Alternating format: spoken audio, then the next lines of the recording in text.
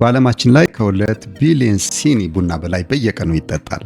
ነገር ግን ይሄ ጥቁር ወርቅ የሚሉት ወይም ዘ ሊኩዊድ ጎልድ እየተባለም ይጠቀሳል። በዓለም ላይ ያመጣውን ታሪክ፣ የፖለቲካና የኢኮኖሚ ለውጥ የሚረዱት እጅግ በጣም ጥቂቶች ናቸው። ቡና ከኢትዮጵያ ተነሳ፣ በዓለም ዙሪያ ዞረ። እንደገና ደግሞ በዎል ስትሪት ላይ ትልቁ የንግድ ወይም የመገበያያ አንዱ ኮሞዲቲ እስከ መሆን ድረስ ደርሷል። ቡና የተገኘው ከኢትዮጵያ ነው። ነገር ግን ፓራዶክስ አለ ወይም ተቃርኖ አለ። ይህንን ዓለም የሚረዳበት መንገድ እጅግ በጣም የተለየ ነው። ቡናን ዓለም የሚረዳበት በተለያዩ የታሪክ ምዕራፍ ያሳያቸው የሄደባቸው ወይም ኢቮሉሽን እያልን የምንጠራው በተለይ ደግሞ በዌቭ የኮፊ ዌቭ እየተባለ ይጠቀሳል። አንደኛው፣ ሁለተኛው፣ ሶስተኛው፣ አራተኛው እየተባለ ይጠቀሳልና በተለይ አራተኛው ለኢትዮጵያ እጅግ በጣም ወሳኝ ወርቃማ ድሎችን ይዞ የመጣ ነው። አብረን ስንቆይ እነዚህን የቡናን ካልቸራል ኢቮሉሽን አብረን እናያለን ማለት ነው። እንድትከታተሉ ከወዲሁ ጋብዛለሁ። አለማየሁ ፍቅረ ማርያም እባላለሁ። ፕሮግራሙ ፊደል ፖድካስት ኢንሳይት ፕሮግራማችን ነው። ይህንን ቻናል ሰብስክራይብ ያላረጋችሁ ሰብስክራይብ እንድታረጉ እንዲሁም ሼር እና ላይክ እያረጋችሁ ለሌሎች እንዲደርስ እንድትረዱ ወይም እንድትጋብዙ እና ቤተሰብ እንድታረጉ ጠይቃለሁ። መልካም ቆይታ እንዲሆንላችሁ እመኛለሁ። ወደ ፕሮግራማችን ነገርኳችሁ። የቡና ኢቮሉሽን ወይም ኮፊ ካልቸራል ኢቮሉሽን በአራት ምዕራፎች ተከፋፍሎ ይገኛል። የመጀመሪያው የማስ ኮንሰምፕሽን ኢራ ይባላል። ሰዎች ቡናን እንደ ኮሞዲቲ ብቻ የሚያዩበትና በየቤቱ በየሃውስሆልዱ በብዛት የሚጠጣበት እና በዚህን ዘመን ላይ የነበረው ለቡና ያለው ትኩረት መጠኑ ላይ እና በተለይ የካፌን ብቃቱ ላይ ካፌን ፊክስ የምንለው ማነቃቃቱ ላይ ብቻ የነበረበት ወቅት ነበረ። ከዚህ ቀጥሎ የመጣው ኢራ ኤክስፒሪየንስ የልምድ ዘመን ይባላል ወይም ዘ ኤክስፒሪየንስ ኢራ ይባላል።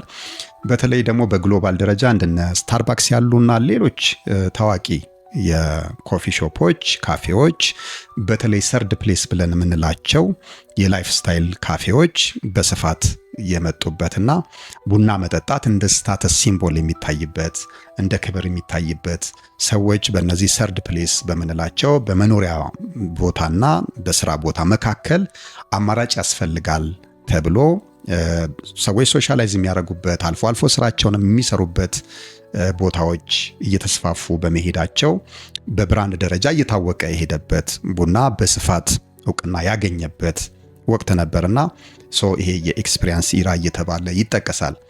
ሶስተኛው ዘ ስፔሻሊቲ ኢራ ይባላል።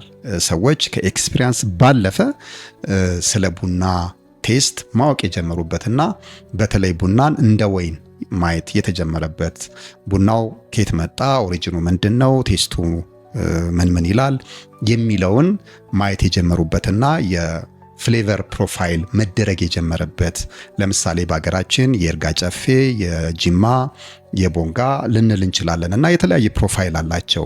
እንደምታውቁት ቴስቱ በጣም የተለያየ ነው። እርዚ፣ ፍላወሪ፣ ሶይሊ የሚባሉ አይነት ቴስቶችም አሉና ሰዎች እዚህ ላይ ፎከስ በማድረግ ያንን ኢንጆይ የሚያደርጉበት ወቅት ነውና እስቲል አሁንም እንደዚህ ያለንበትን ሰርድ ዌቭ ብለው የሚወስዱ ሰዎች አሉ። ምክንያቱም ፎርዝ ዌቭ የሚባለው በጣም ሳይለንት የሆነ ሺፍትን ያደረገው በተለይ ከግሎባል የኮቪድ ፓንደሚክ በኋላ ያለው ኢራ ከ2020 ወደዚህ ያለው ፎርዝ ዌቭ እየተባለ ነው የሚጠቀሰው። ያለነው ፎርዝ ዌቭ ላይ ነው ማለት ነው። ብዙዎች ግን ሰርድ እያሉም የሚጠቅሱ አሉ። ያ የራሱ ምክንያት አለው። ነገር ግን ፎርዝ ዌቭ ምንድን ነው? መግቢያ ላይ ቀደም እንዳልኳችሁ ይሄ በጣም ወርቃማ ድል ይዞ መጥቷል ለሀገራችን ኢትዮጵያ። በተለይ የኮፊ ኦሪጂን ነው ተብሎ ከመጥቀስ ባለፈ ምን እድል አለው የሚለውንም እዛ ውስጥ የምናገኝ ነው የሚሆነው። የዚህ የፎርዝ ዌቭ መገለጫው ደግሞ የሳይንስና የግንኙነት ሳይንስ ኤንድ ሪሌሽንሺፕ ኢራ እየተባለ የሚገለጽ ነው። ሰዎች በሰርድ ዌቭ ላይ የነበራቸውን ኮፊን ኤክስፒሪየንስ የማድረግ ፍላጎታቸውን አንድ እርምጃ ከፍ በማድረግ በካልቸራል ወይም ይሄ ኦሪጂናል የሆነውን ኦተንቲክ የሆነውን የኮፊን አመጣጥ በማየትና ከአምራቾቹ ጋር ወይም ከገበሬዎቹ ጋር ሪሌሽንሺፕ ማድረግ እንደ አንድ የጉዞ ምክንያት ያመጡበትና የካልቸራል ኢመርሲቭ የመሆን እና የሪሌሽንሺፕ የመፍጠር ነገሩን ኢንቱ ዘ ፒክቸር ያመጡበት እንደዛ አይነት ፍላጎቶች በብዛት የታዩበት ስለሆነ ዘ ፎርዝ ዌቭ ተብሎ የሚጠቀሰው ይሄ ነው። ሶ በሀገራችን ኢትዮጵያ እንግዲህ ቡና የተለያየ እንትን አለው። ምንድነው የተለያየ ፍሌቨር አለው። የተለያየ የፎረስት የፕላንቴሽን ኮፊዎች ሊኖሩ ይችላሉ። እነዚህ ቦታዎች ላይ ሄደው ያንን ቦታ የመጎብኘት የማየትና ከአምራቾቹ ጋር ግንኙነት የማድረግ ሁኔታዎችን የሚፈጥሩበት እድል ነው ይሄ እድል ማለት ነው። እነዚህ አራት ሂደቶች የኮፊን ኢቮሉሽን፣ የኮፊን እድገት፣ ካልቸራል ኢቮሉሽን የምንለውን የምናይበት ነው በዓለም ደረጃ ማለት ነው። ሶ ቀጥሎ ያለው እንግዲህ የቡና እና የቱሪዝምን ቁርኝት የምናይበት ነው። የኢትዮጵያን ቡና ከቱሪዝም ጋር እንዴት ነው የምናገናኘው የሚለውን ማየት አስፈላጊ ነው። ቡና የተገኘው ኢትዮጵያ ነው ወይም ኦሪጂኑ ኢትዮጵያ ነው የሚል ደረቅ የሆነ ስቴትመንት ብዙም ያን ያህል አሁን ውጤት ያለው አይደለም። ምክንያቱም ቡናን በኮሞዲቲ ደረጃ ብቻ ለዓለም ገበያ ማቅረብ የተለየ እሴት የሚፈጥር ባለመሆኑ ይሄ በምን መልኩ ነው ሊቀየር የሚችለው? የኢትዮጵያን ቡና ስናስብ ከቱሪዝም አንጻር እንዴት ቱሪዝም ልናደርገው እንችላለን የሚለው እጅግ በጣም አስፈላጊው ነገር ይመስለኛልና የመጀመሪያው ይህንን ለማድረግ የሴንሰር ዲዛይን ሴንሰሪ ዲዛይን የምንለው ይሄ የስሜት ህዋሳትን ያካተተ ያማከለ ልምድ ዲዛይን ማድረግ የሚቻልበትን ሁኔታ መፍጠር ነው። ይህንን እድል መፍጠር ነው። ምን ማለት ነው? ይሄ ቡና በሁሉም የስሜት ህዋሶቻችን እንዲጎበኝ ማድረግ ነው። ምክንያቱም አሁን ላይ ያሉት ዘመናዊ ተጓዦች እና በተለይ ይሄ በጣም ፐርፐዝ ያለው ጉዞ ማድረግ የሚፈልጉ ሰዎች የሚፈልጉት ነገር አለ። ቡናን በምን መልኩ ነው ለነሱ ማቅረብ ያለብን? ቡናን አፍልቶ ከማቅረብ እንደ መጠጥነት ከማቅረብ ባለፈ በሁሉም የስሜት ህዋሳችን እንዲጎበኝ የምናደርግበት እድል ምን አለ ካል ቡናን ፊዚካሊ ማሳየት አንዱ ሊሆን ይችላል። ወደ ፋርሞች ወስዶ ስናሳያቸው በአይናቸው ይጎበኙታል። በአይናቸው የእርሻውን ያያሉ፣ ወይም ደግሞ ሮስት ሲደረግ ያያሉ፣ ይመለከታሉ። አንዱ ይሄ ነው። ያሸቱታል።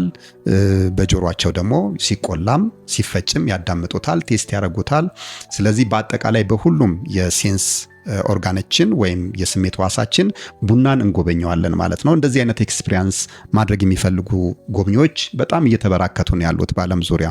ምናልባት በአዲስ አበባ መንገዶች ላይ ማየታችሁ ከሆነ የብሎግ የሚሰሩ ቱሪስቶች አሉና ቡናን ኤክስፒሪየንስ ማድረግ እፈልጋለሁ እያሉ ቡና ጠጡ አካባቢ ላይ ሲሄዱ ታያላችሁ።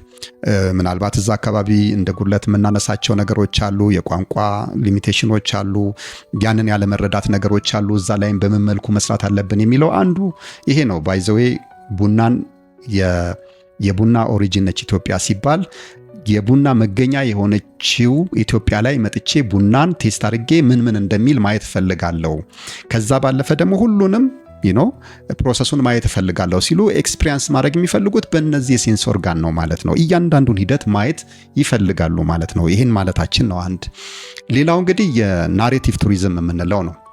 ቀደም እንዳልኳችሁ የኢትዮጵያ የቡና መገኛ ነች የሚለው ደረቅ ስቴትመንት ብዙ ትርጉም የለውም። ይሄን ናሬቲቭ ሞኔታይዝ ማድረግ አለብን። ሞኔታይዝ ለማድረግ ደግሞ ወደ ስክሪፕት መቀየር፣ የተለያዩ ሾርት ሙቪዎችን ወይም ቪዲዮዎችን መስራት፣ ቪዥዋሊ ያንን የሚገልጹ ነገሮች ማድረግ። ለምሳሌ አንዳንድ ኮፊ ሾፖች ላይ ታችሁ ከሆነ ቡና የተገኘበትን ስዕላዊ መግለጫ እናያለን።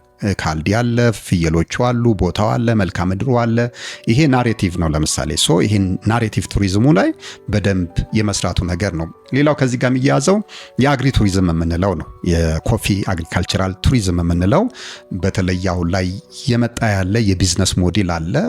አገራችን ብዙ የተስፋፋ ባይሆንም አይ ቲንክ ቅርብ ጊዜ በደንቢ ሎጅ የተሰራው ሪዞርት የኮፊ ኤሪያ ይመስለኛል። ጀስት እርግጠኛ አይደለሁም፣ ግን እንደዚህ አይነት ሪዞርቶችና ሎጆች መስፋፋት መቻል አለባቸው። ቅድም ካልነው ከፎርዝ ዌቭ ላይ ያለው የእንግዶች ፍላጎት ምንድን ነው ብለናል። ወደ ኮፊ መገኛ አካባቢዎች የመሄድ በተለይ ሪዞርቶች ካሉ የተለያዩ ማረፊያዎች ካሉ ሎጆች ካሉ እዛ አርፎ ናቹራል የሆነውን ኢንቫይሮንመንት ኢንጆይ እያደረገ ኮፊንም እዛ ቴስት አድርጎ ጎብኝቶ ኮፊ ቱር አድርጎ የሚመለስበት እድል አለ ማለት ነው።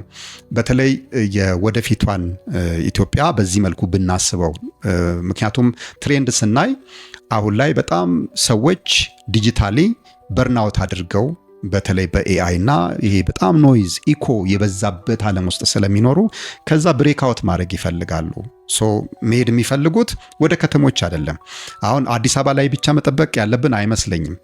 ኢቨን ሰርድ ምንድነው ሁለተኛ ከተሞችና ሶስተኛ ከተሞች የተለየ የቱሪስት ፍሰት ሊያሳዩ የሚችሉበት ኦፖርቹኒቲ አለ። ዘ ፊውቸር ኦፍ ቱሪዝም ስናይ እነዚህ በጣም ለኔቸር ቅርብ የሆኑ ኮሚኒቲ ቤዝድ የሆኑ የቱሪዝም አክቲቪቲዎች እና በጣም ገጠራማ አካባቢዎች የወደፊቱ የቱሪስት መስህብ የሚሆኑ ናቸው እና ከዚህ ጋር የሚገናኝ ነው። የፎርዝ የኮፊ ዌቭ ብለን ስንል በቱሪዝም ላይ እንዴት እንጠቀመው ብለን እንግዲህ ዲዛይን ማድረግ ካለብን እነዚህን ቦታዎች በዛ መልኩ ማየትና ኢመርሲቭ የሆነ ካልቸራሊ ኢመርሲቭ እንዲሆኑ ኢንጌጅ እንዲያደርጉ ራሳቸው እየቆሉ እየፈጩ እየወቀጡ ቴስት እንዲያደርጉ የምናገኝበት እድል የሚፈጥሩት እነዚህ የአግሪ ቱሪዝም ብለን ያልናቸውና ከዛ ጋር የተገናኙ ሪዞርቶች፣ ሎጆች ሲስፋፉ ነው ማለት ነው። እነዚህ የኢትዮጵያን የወደፊት የቡና ቱሪዝምን እና የኮፊ ቱርን እድል ፋንታ የሚወስኑ ስትራቴጂካሊ ታስበው ሊሰሩ የሚገባቸው ነገሮች እንደሆኑ ማሰብ ይቻላል ማለት ነው። ሌላው እንግዲህ እድሎች አሉ፣ ተግዳሮቶች አሉ። እንደገና ደግሞ አሁን ላይ ያለንበት ስታተስ ወይም ሁኔታ ምን ይመስላል የሚለውን መመርመርና ማየት ጥሩ ይመስለኛል። በዓለም አቀፍ ደረጃ ካየን የቡና ፍላጎት እየቀዘቀዘ ወይም ባለበት እየቆመ ሳይሆን እጅግ በጣም እያደገ እየተስፋፋ በጣም ብዙ ሰዎች ፍላጎት እያሳደሩ እየሄዱ እንደሆነ ማየት ይቻላል። ሌላው ከዚህ ጋር ተያይዞ በአዲስ አበባም በሌሎች የክልል ከተሞችም ከዚህ ከሲቲ ሪኖቬሽን ጋር ከኮሪደር ዲቨሎፕመንት ጋር በተገናኘ የላይፍ ስታይል ካፌዎች በብዛት እየታዩ ነው። አዳዲስ የመስሪያ ቦታዎች እየተፈጠሩ ነው። ዘመናዊ ካፌዎችን፣ ላውንጆችን እናያለን። እነዚህ የላይፍ ስታይል በአዲስ ኮንሰፕት እየመጡ ያሉ ካፌዎች ናቸው። ሰርድ ዌቭ የምንለው የሰርድ ፕሌስስ ኮንሰፕት በስፋት እያደገን እየመጣ ያለው ሶሻላይዝ የምናደርግባቸው በተለየ መልኩ ኮፊን ቴስት የምናደርግባቸው እድሎች እየተፈጠሩ ነው ያሉት። ከዚህ ጋር እንግዲህ እድሉን ማየት የምንችለው ሁለቱን ማያያዝ እና ይህንን ማስፋት ቡናን በአፍልቶ ከማቅረብ ባለፈ ፕላንቴሽኑ ላይ በመስራት ፋርሙ ላይ በመስራት ማስፋት የምንችልበትን ሁኔታ ማሰብ ይቻላል። ይሄ ወቅታዊ የምንገኝበትን ሁኔታ ሊያሳይ ይችላል። ያሉት ተግዳሮቶች ምንድናቸው ብለን ካልነ ግን ተግዳሮቶች አሉ። አንደኛው የቫልዩ አድ ያለማድረግ ችግር ነው። ቫልዩ አድ አለማድረግ ምንድነው? ቡናን ኢትዮጵያ እስካሁን ድረስ በብዛት በጥሬ ዕቃነት በኮሞዲቲ ጀስት ሮ ኮፊን ኤክስፖርት በማድረግ ነው የምትታወቀው። አሁን ላይ ኢትዮጵያ ማድረግ ያለባት ቡናን ሮ ኮፊውን ኤክስፖርት ከማድረግ ባለፈ ቫልዩ አድ አድርጋ ኤክስፒሪየንሱን ዲዛይን አድርጋ ብትሸጥ የቡና መገኛ መሆኗ በራሱ ብራንድ ሆኖ ቡናን የኢትዮጵያ ቡና ነው ብሎ ለዓለም መስጠት የተለየ ነገር ነው ማለት ነው።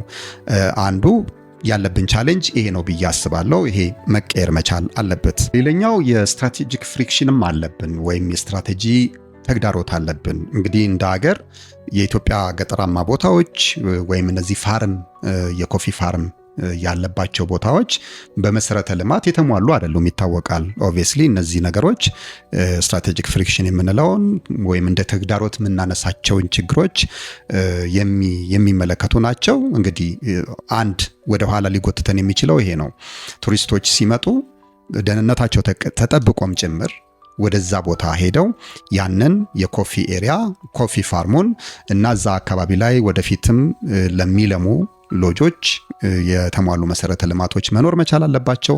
አሁን ላይም ካሉ እዛ እንደ ልብ ደርሰው ኢንጆይ አድርገው ቆይታ አድርገው ቅድም እንዳልነው ከዚህ ከቴክኖሎጂው በጣም ኢንፎርሜሽን ኦቨርሎድ ከበዛበት የላይፍ ስታይል ወጥተው ኦርጋኒክ ወደ ሆነው ኔቸር ቤዝድ ወደ ሆነ የኢኮቱሪዝም ሳይቶች ሄደው ሪፍሬሽ አድርገው የሚመጡበትን ሁኔታ ለማመቻቸት እነዛ የኮፊ ፋርሞች በመሰረተ ልማት የተሟሉ መሆን አለባቸው የሚለው እንደ አንድ ኮንሰርን ወይም እንደ ቻሌንጅ እንደ ስትራቴጂክ ፍሪክሽን ሊነሳ የሚችል ነው ማለት ነው። እነዚህ ነገሮች የምናስተካከል ከሆነ ኢትዮጵያ በጣም ወደፊቱ የኤክስፒሪየንስ ሴንተር ምትሆን ወይም የኤክስፒሪየንስ ካፒታል በዓለም ደረጃ ልትሆን የሚያስችላት እድል እጇ ላይ እንዳለ ያሳያል ማለት ነው።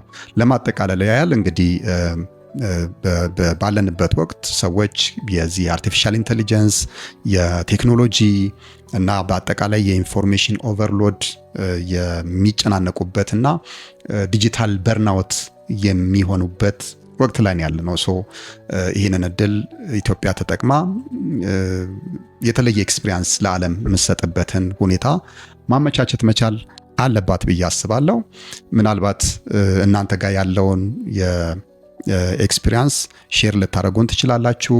እናንተ የኢትዮጵያን ቡናና የኢትዮጵያን የቡና ቱሪዝም እንዴት ነው የምታዩት? እንዴት ነው የምትመለከቱት? ወደፊት ምን መደረግ አለበት? ምን ቢሰራ የተሻለ ነው የሚለውን በሐሳብ በአስተያየት በኮሜንት ቦክስ ብታሳውቁን ወደ እናንተ ደግሞ ይዘን መልሰን የምንመጣ ይሆናል፣ የምንወያይበት ይሆናል። ለዛሬ ይዤላችሁ የቀረብኩት በዚህ በኮፊ ቱሪዝም በኩል ይሄንን ይመስል ነበረ። በቀጣይ ደግሞ በሌላ ርዕሰ ጉዳይ እመለሳለሁ። ፕሮግራሙን እንደወደዳችሁ ተስፋ አደርጋለሁ። አሁንም እንግዲህ ማስታወሳችሁ ይሄንን ቻናል ሰብስክራይብ በማድረግ ቤተሰብ እንድትሆኑ ለማሳሰብ ነው። መልካም ጊዜ ይሆንላችሁ።